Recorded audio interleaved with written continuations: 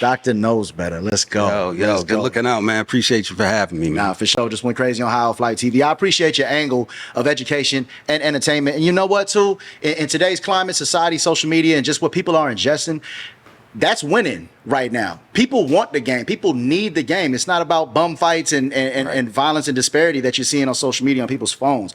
People need the game, and I appreciate you. So let's talk about Dr. Nosebetter and everything that you're offering the world, both in the streets and online. So Dr. Nosebetter is a edutainment brand that me and my brother started, man. We started in the garage, man. It's crazy. You know, we two hip hop nerds, and we grew up watching stuff like,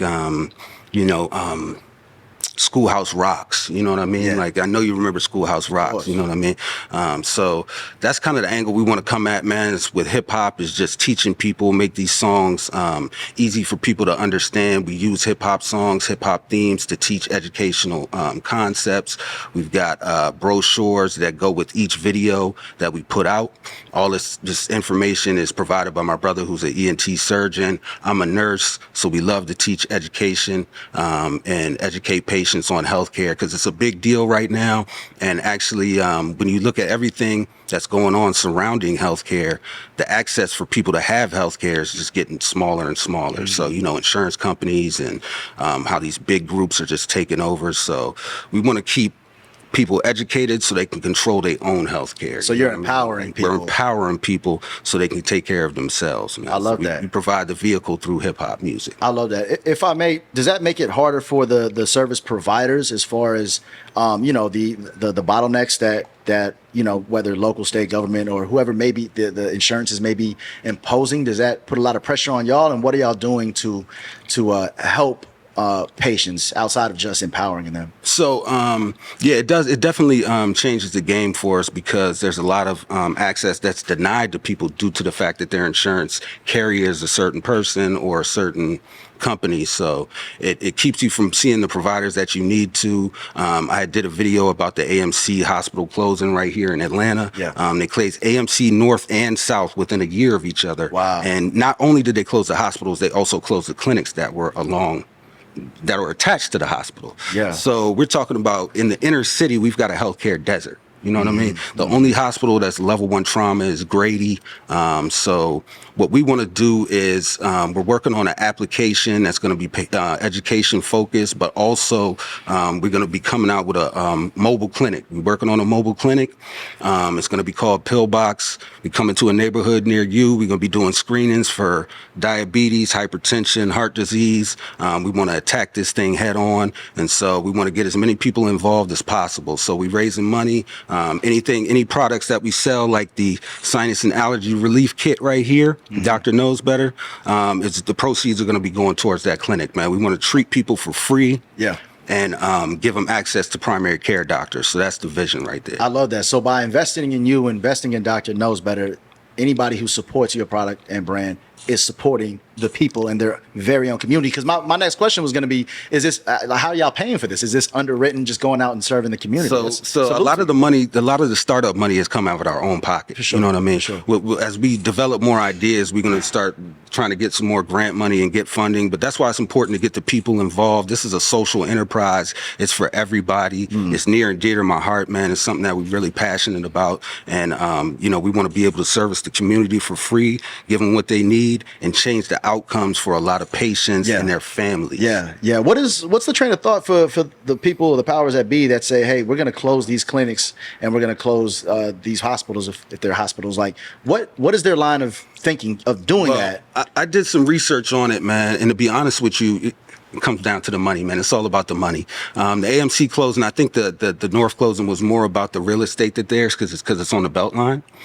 The South closing, I'm not so sure it was. But see, these big groups, they buy hospitals. They buy hospitals and they exchange them between each other. So what will happen is you'll have a group that'll come in, they'll buy a hospital system, and then they'll turn around and give it to another group not knowing what that group is going to do with it. They might not even plan to stay in the community. They might be planning to close the hospital the whole time because they wanted the real estate.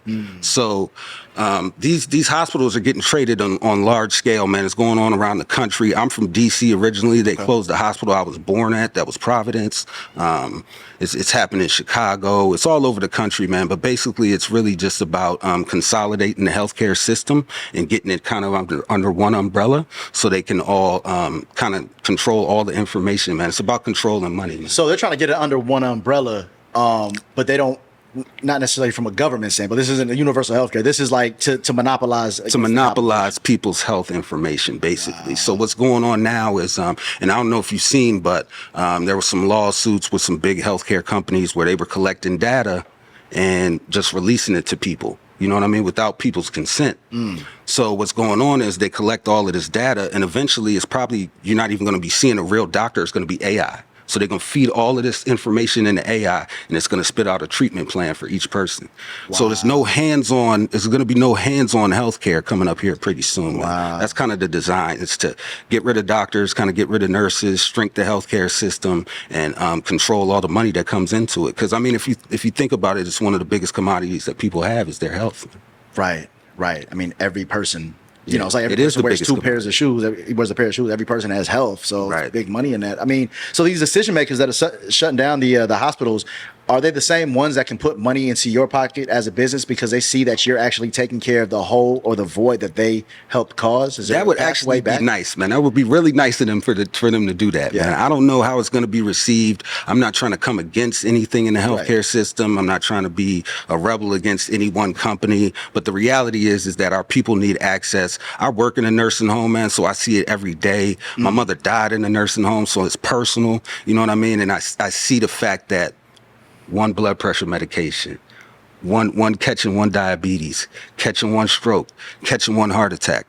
We can change the world with that. So that's the vision, man. You know, there's not a lot of access for our people due to the money, and I'm sure you noticed we really don't trust the healthcare system due to all the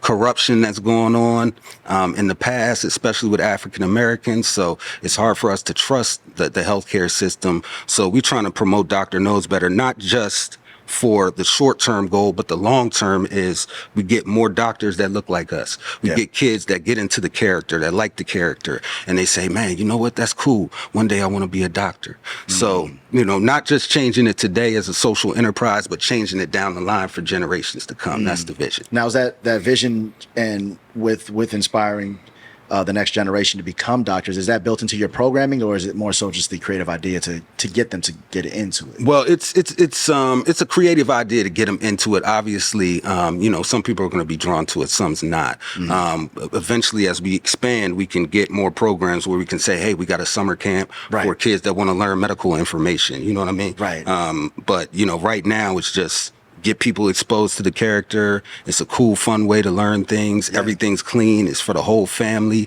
And eventually, we want Dr. Nosebetter to be like Mickey Mouse, man.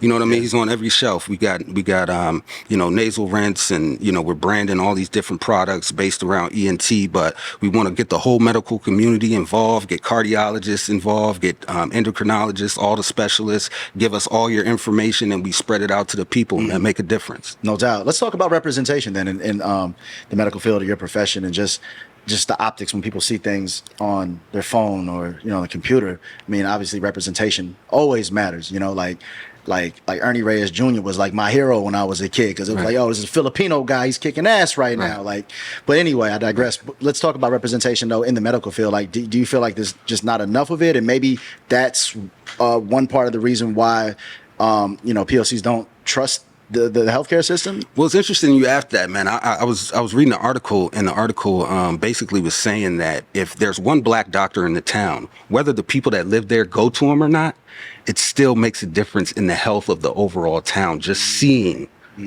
somebody who looks like you taking care of you. Right. And to be honest with you, you know, the problem with that is, you know, obviously we can't get away from, you know, people having their prejudice and racism, but when it comes to healthcare, it's something that everybody should have access to. And I think it shouldn't be based off what you look like, but unfortunately it is. You know what I mean? And so what happens a lot of times is when you go to the doctor, people don't feel heard. because these people are kind of brushing them off. And a bigger part of that problem is these primary care doctors have so many patients, they don't have time to spend time with you. They got a minute and a half, bro. They got to see 50 people today. You know what I mean? I ain't got time for all your problems. So you're not even really getting your things addressed, man. We just need more access to primary, but it's not as popular because it doesn't make as much money. You know what I mean? But, you know, there's a bunch of groups out here, Giving House, shout out to them. They've got a free telehealth service. We're going to try to link with them on the mobile unit so we can get people established with a primary care doctor so they can follow them for a duration. No, I love that. I love that. Shout out to the work that y'all are doing, because it's really important. And I know it's a climb, and you know, we support your climb because I know it's much needed.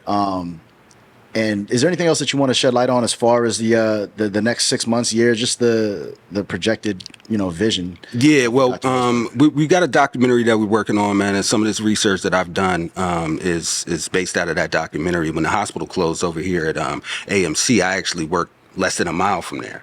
So, you know, if it affected my business, you know what I mean? Like some of the patients that we used to come there from AMC. So, you know, if you look at a city as big as Atlanta, there's no way we can actually have proper service if we have one level 1 trauma center and the hospitals are overcrowded, which a lot of people, that's their complaint right now.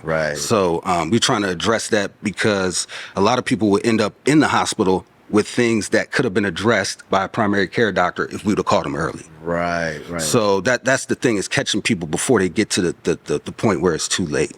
And, you know, we can save a lot of lives. Like I said, it could be one dose of medication. It could be one insulin shot that could save somebody from being in the hospital. And we know how devastating it is when, you know, somebody, especially like a patriarch or a mother or father in the family, is in the hospital, and now the family's like, damn, what are we going to do? You know what I mean?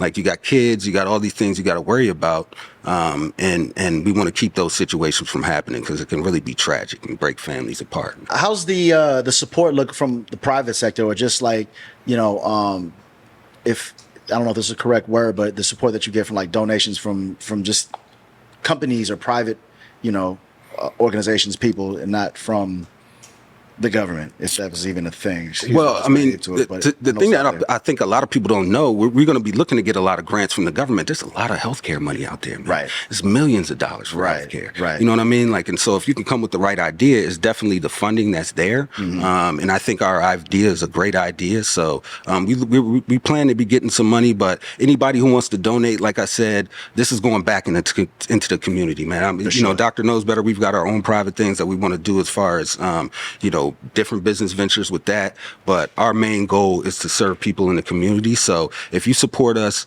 you support in Atlanta, you support in the country, man. Our vision is for everybody. We want to take it international eventually, and we will, but we starting right here, grassroots in Atlanta, man. My brother went to Morehouse, I went to Clark. So we originally from the DMV, but we ATLians, man. So we doing it for the community, man. It's all about y'all. I love that. I love that.